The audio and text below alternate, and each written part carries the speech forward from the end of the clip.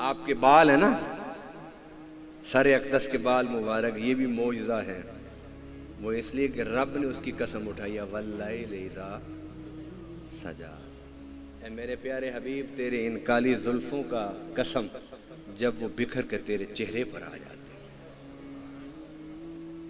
حضور کا چہرہ معجزہ، والضحیٰ واللیل اذا سجا۔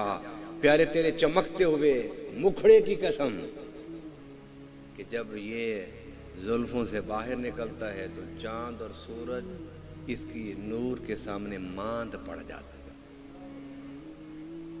ہاتھوں کو کہا ید اللہ فوق ایدیہم، ہاتھوں کو حق فرمایا وما رمیت اذ رمیت ولکن اللہ رما۔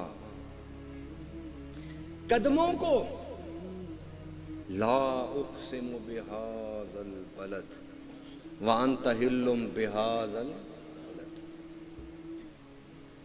آنکھوں کو، لبوں کو، زبان اقدس کو،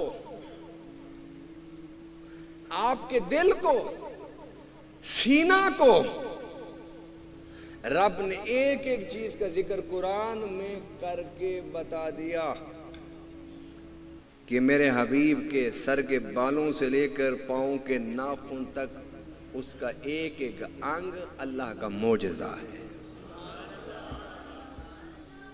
اس لیے حضور کے تشریف آوری پر یا ایھا الناس قد جاءکم برہان، لوگوں تمہارے پاس برہان آ گئی۔ اقبال نے کیا کہا تھا؟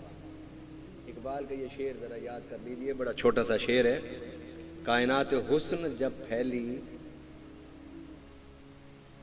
کائنات حسن جب پھیلی،